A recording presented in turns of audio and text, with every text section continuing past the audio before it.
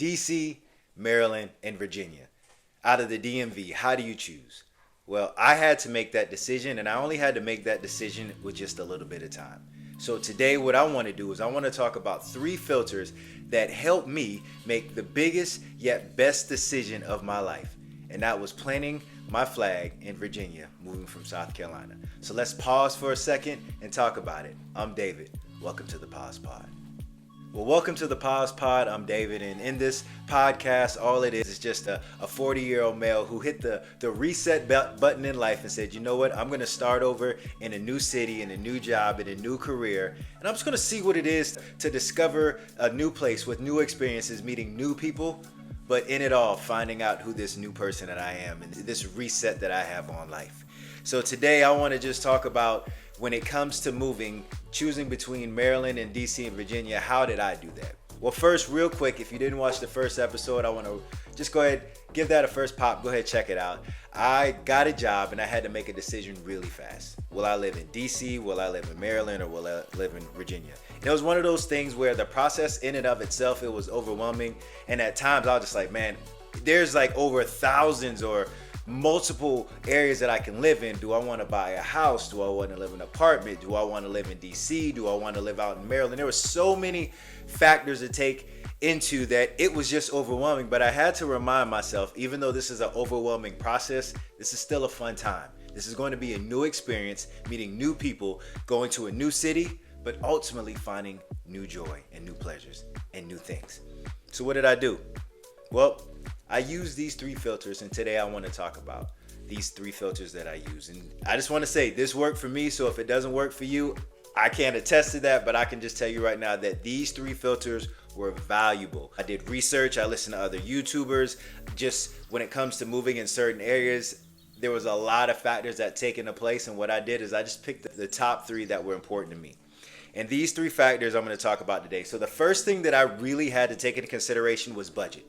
You know what I'm saying? It's one of those things where, all right, do I want low rent? But then again, what comes with low rent? Do I want extremely high rent? Do I have to live off Roman noodles and sausage? That was like the best meal I've ever ate in college. Roman noodles and sausage. I'm telling you right now, get the Oriental flavor, chop up sausage, throw it in there. Anyway, I digress. Budget was first. So the first thing I did when it came to budget was I looked at my job. I took a look at the locality pay as to where I was going to be living, and just kind of following some of the industry giants in finance. I listened to some Dave Ramsey. I did some research online, but the best tool and resource that I used was ChatGPT, and all that did was just said, hey, this is your projected salary range, and from your projected salary range, this is the range of apartments as far as what your budget is that they recommended. So they gave me a good threshold on a budget. Aside from that, what I did to kind of know what I was going to be paid bi-weekly, I'm a little bit of a data geek. I went to a payroll website. I just list in my locality, where I'm going to be living. I looked up my pay scale, how much am I probably going to make, and from there I was able to see what my average take-home pay would be for a pay period. Now I'm going to tell you right now, it's not exact because there's certain things that you may pay extra in, whether it's your retirement, whether it's your health insurance, whether you allot certain things to saving, investments, whatever it is. But it gave me a ballpark figure of what I'm going to be walking with at the end of every pay period. And aside from just seeing what my threshold for rent is, there was another important factor that I'm going to recommend to you to always keep into consideration, is that's your debt. One thing I had to remind myself, just because you're changing zip codes does not mean that you change your debt. I'm going to say that again.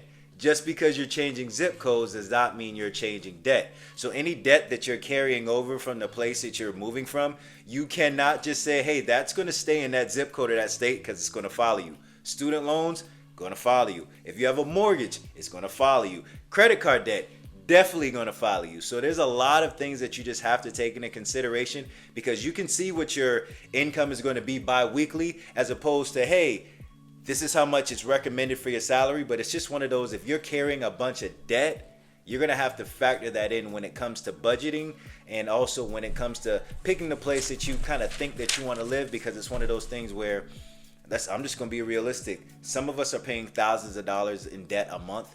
That's going to factor into how much you can actually pay for rent, because the last thing you want to do is dig yourself deeper into a hole. So aside from just figuring out, living in a place that not only meet my needs, but as far as living, within the financial allotment that I have from my budget, I also wanted to find a place of things that I like to do, which kind of gave me to my second filter. So the first filter was budget. The second filter is going to be priorities. Like what's important to me, what things do I like to do, what new things I may want to try. And there were a few factors that kind of for me went into place whenever I was trying to choose a place between DC, Maryland, and Virginia. First is that I'm very active. I love to run, I love to work out, I love to be outside, not when it's too hot. But it's one of those things where I'm just not a person where I just want to sit down, not do anything, and just be that. No, I wanted a walkable city. So walkability was something that was extremely important to me. Having access to trails, having access to running groups, having a gym that has a good community, things like that were important to me. So what I did is, outside of budget, I set my parameters in like rent.com or apartments.com. And I just started looking at the areas. And I also did some other research online for out of DC, Maryland, and Virginia. What areas are the most active? And Virginia was one of them. So I started looking at trails, I started looking at run clubs, I started looking at all these other active groups that I can possibly be a part of. And that actually got me excited, and that kind of made me start to look at Virginia just a little bit more. All right, outside of being active, another thing that I wanted to do was I wanted to be close to a metro. I know that my commute was going to be to and from going into the city of DC, which made, actually, if you were looking at priorities, made DC at first a higher priority because you can just walk into work. But then again, if I had to take a metro, I'm going to pick a place that's going to be closer to the metro. So that filter right there took a lot of the northern Maryland and some of the southern Virginia areas out of the market just for where I wanted to be. So active, metro, can't lie, I like nice haircuts, and I got locks. So, being close to a good barber, not just any barber, like I went deep. I leaned in, I tapped in when it came to the barbers. I looked at their YouTubes, I looked at their TikToks, I looked at their reviews, and having a barber maybe 10 minutes away drive, and I found another barber that's maybe 5 minutes away walking, being in that close proximity, that just made the decision to pick where I picked, which is Virginia, a whole lot more easier because I was close. Active city, close to the metro, close to good barbers, sold, 100% locked in. Church was another consideration, but church is one of those things where I don't mind driving distances just to hear the word. That's one thing about me. And also, if that means taking a train, cool with me too. But active, close to the metro, barbershops, boom, locked in. That began to make this overwhelming process. It shortened that pipeline just a little bit. So now that instead of having hundreds and hundreds of places to look at, I got down to maybe 15 or 20. All right, so budget was one. Priorities was two. Third, and these filters don't really have an array as just which one you look at first. This is just how my mind filtered this process. I started to look at safety. Pink elephant in the corner of the room. If you just think of DC or major metropolitan cities, crime is something that's going to always come up as far as hearing about certain crime elements. So there was one thing that I didn't want to live in a nice city. I didn't want to pay high rent to, be active. But then again, after 4 o'clock in the afternoon, you can't run down certain streets or something like that. I didn't want that. So that kind of eliminated some of my other areas in the DC areas. I'm telling you right now, there's a lot of beautiful areas that are up and coming. I mean, it was difficult for me to say no to this one area, but whenever I started looking at some of the crime statistics, just as far as being maybe 4 or 5 blocks away, things that happens to people, cars and all that other stuff, it still made that place a top 5. But when it came to crime and other factors, not saying anything bad about the DC area, but let's just be for real, crime is crime. I'm trying to make a good, safe decision. It kind of factored in a lot. So what did I do in order to kind of find what the crime statistics were? Listen, there's a ton of websites that you can go deep into the rabbit hole. I just used the 2 that were easiest to me. I used Niche and I used YouTube. Niche was an amazing website that breaks down all the bureaus in the DMV area, and it ranks them from walkability, being safe, activeness, how close are you to the metro, all these things as far as things that you may look into a city to figure out if that's a place where you want to live. Niche.com was a great resource and tool because from that, it helped rank the cities, and then from there, it began to talk about some of the crime statistics. So that was really helpful for me. So I used that, and I also used YouTube. I typed in certain neighborhoods, I typed in news, and I didn't dive too deep, but I just allow some of the news story to kind of just give me a peripheral on what does crime look like in that area. Another thing I did with YouTube, and you would be surprised how many people actually put a camera or GoPro in their car or strap it on their chest as they're riding a bike and just ride around the neighborhood. I watched countless videos of that resource that they gave me, whether it's videos talking about certain parts of the city, listening to podcasts, and some YouTubers talk about, hey, this is the growing part in the Northern Virginia area or Southern Maryland area or the DC area. Taking all that information together, not getting overwhelmed, but just allowing that to factor into, hey, this filter as far as apartments are starting to dwindle down to maybe 3 to 5. Man, when I started hearing some of these areas and those apartments that I was looking at to be in one of those areas, that just made it a lot more as far as influential as saying, you know what, this could be a good, strong possibility. So I looked at my budget, I looked at things I like to do, and I also looked at crime.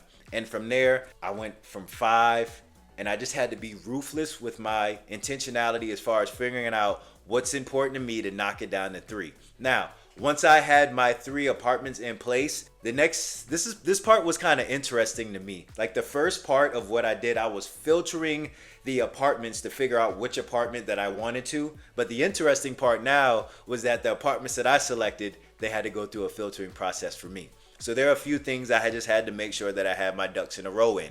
If you're moving from one city to another city, this is a tip. And you're going to have a pay increase whenever you are submitting because you have to apply for apartments, whenever you're submitting that information to apartment. If your current city is lower in a pay band, or if you're going to make more by moving, you have to make sure that you account for that whenever you're letting the apartment know, hey, this is where I'm moving into, because some apartments will want you to make 2 times what your rent is or 3 times what your rent is just to make sure that you can pay your rent. So it was one of those things from moving from South Carolina to the DMV area. Yes, there was going to be an increase in pay, but then again, I had to show them, hey, this is my pay from South Carolina and this is my pay in Virginia. So that's something that if you're moving to this area, keep into consideration and make sure that you communicate that clearly with your leasing agent so that they know and that you can provide some documentation showing this is what's going to be my payment. So once the filters went through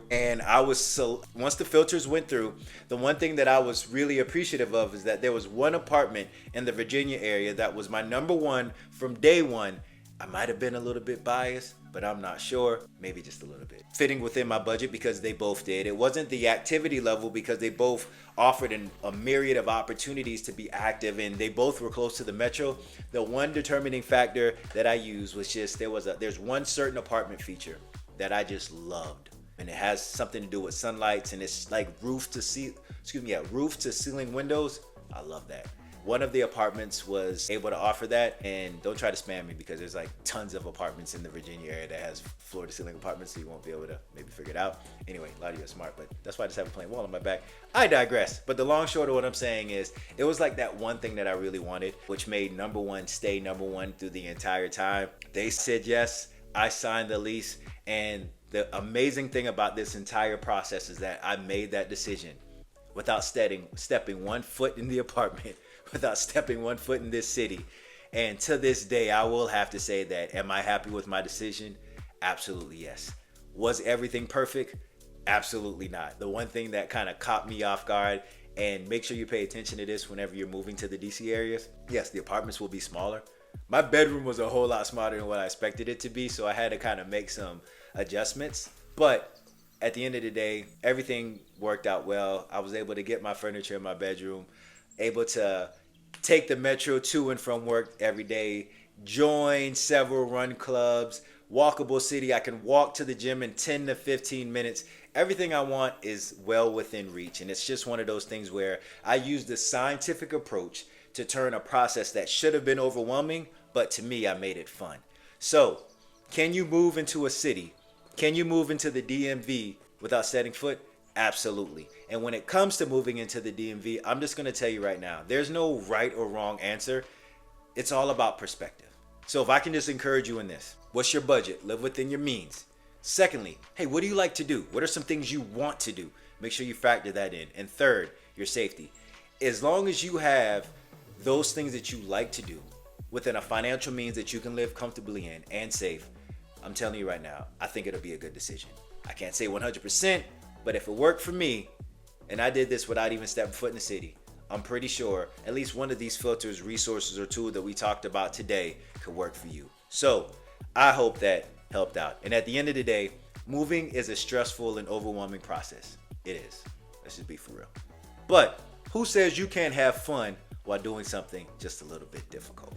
But anyhow, that's all the information I have. I ended up choosing VA. I love it. Virginia is for lovers. I cannot wait to get my license plate. Shout out to Mr. Isaac as a guy I met. This is scary. Stop playing that. Alexa, turn off. That's scary. And I'm going to leave that. I was going to cut it. Anyhow, shout out to Mr. Isaac. He told me about Virginia's for lovers. And it's just one of those things at the end of the day, moving can be overwhelming, but who says you can't have fun in the process? If you found any of these resources or tools to your advantage, hey, leave a comment below. But most importantly, don't forget to like and subscribe. But until next time, pause, reset, let's talk about it. I'm David. I'll holler at y'all later. Thank you for watching. Peace.